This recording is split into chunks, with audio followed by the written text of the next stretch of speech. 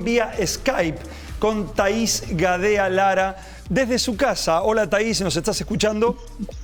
Así es, lo estaba escuchando atentamente, sobre todo lo que decía Agus, ¿no? Del rol esencial y también algunos aportando en ese rol esencial, pero quedándonos en casa, ¿no? También comunicando.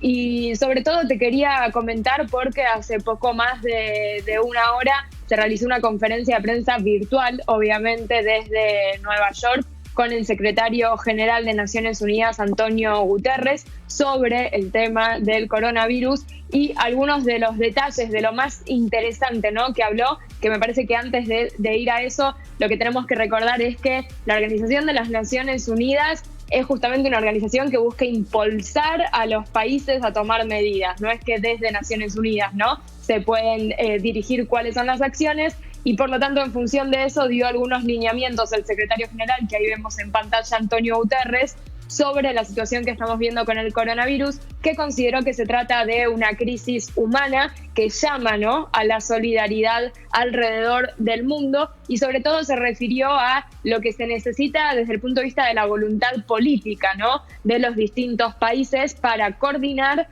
lo que son políticas de acción innovadoras. Llamó nuevamente al multilateralismo. Recordemos que siempre en Naciones Unidas se habla de esta situación en crisis en la que se encuentra el multilateralismo, y por lo tanto él dijo que esta crisis humana está desafiando, ¿no?, a trabajos más coordinados entre los países. Apoyó la decisión del G20 de la próxima semana realizar un summit, ¿no?, un encuentro de emergencia para ver cuáles van a ser los próximos pasos a seguir. Y dos cosas que me pareció interesante: enfatizó que los más vulnerables ante esta situación obviamente son los pobres, puso el foco también en cómo se va a ayudar en la recuperación tras la crisis de los países en desarrollo, porque recordemos que históricamente ante crisis de esta magnitud, o por ejemplo también ante crisis que se ven con desastres naturales, las sociedades más desarrolladas, los países más desarrollados son los que más rápido, ¿no?, pueden recuperarse, y entonces hizo un llamado también a pensar en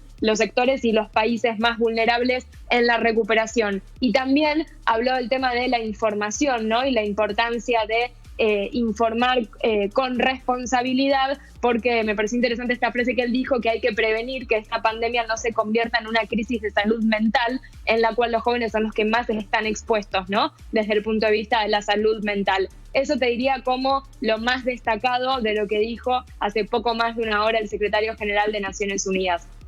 Thaís, ¿y cómo estás viendo vos desde tu óptica? Porque se habla mucho de que este parate de producir, al planeta le está viniendo realmente en un punto muy bien. Se hablaba de que ahí en los canales en Venecia se veía el agua más clara, que las imágenes satelitales nos muestran un mundo un poco más limpio. Sí, yo me guardaría como esperemos.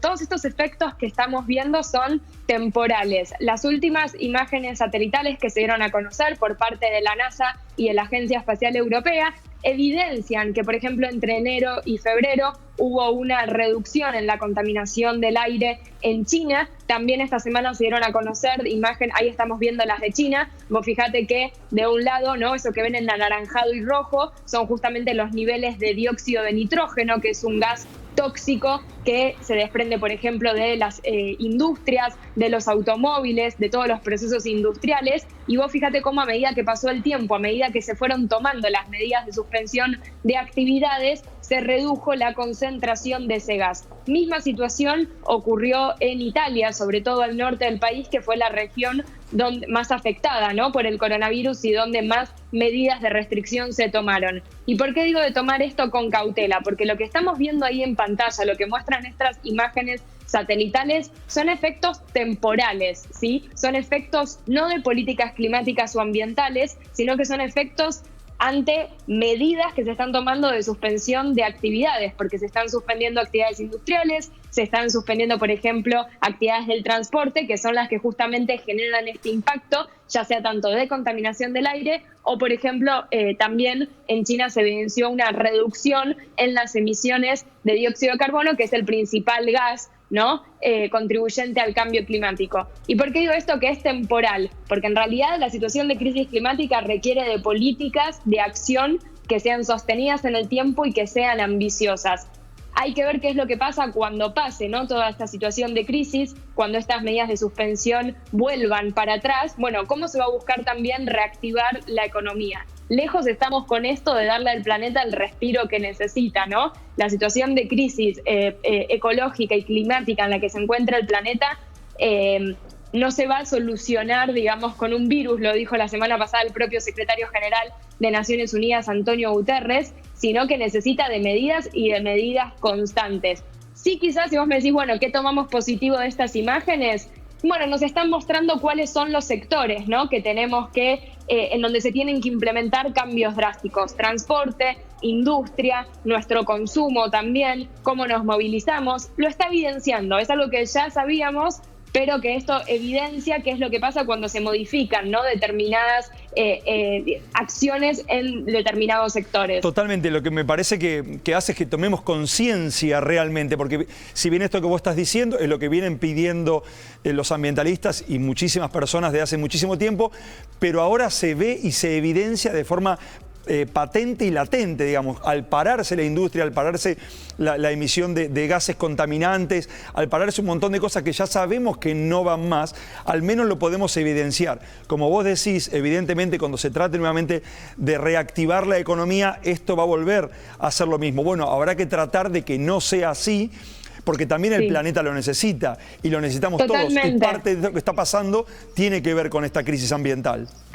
Sí, y sobre todo te diría que lo que más está preocupando es qué es lo que va a pasar con las distintas reuniones donde se tienen que tomar decisiones de acción a lo largo del año. ¿Te acordás que yo vengo hablando que 2020 es el inicio de una década muy importante? Tenemos por un lado los Objetivos de Desarrollo Sostenible, los ODS. Tenemos este año, es muy importante para la biodiversidad, por la reunión que hay en octubre en China. Se tiene que realizar y allí se tiene que definir un marco global de acción para la próxima década.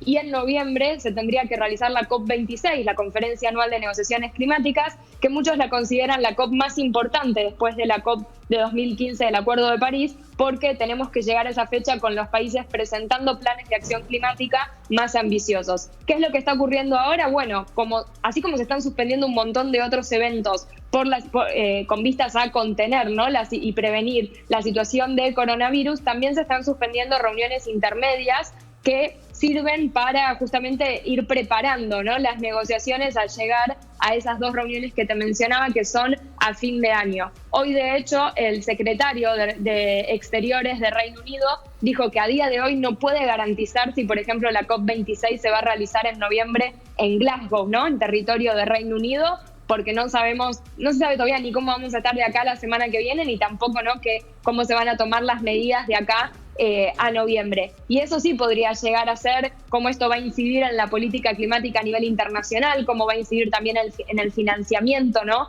que se necesita. Por lo tanto, es prematuro hablar todavía de que haya un efecto de respiro, ¿no?, de el planeta, sino que ojalá sirva esto para darse cuenta de un montón de cambios, ¿no?, que hay que realizar en el estilo de vida, y sobre todo que el estilo de vida tiene que ser más armonioso, ¿no?, con el ambiente.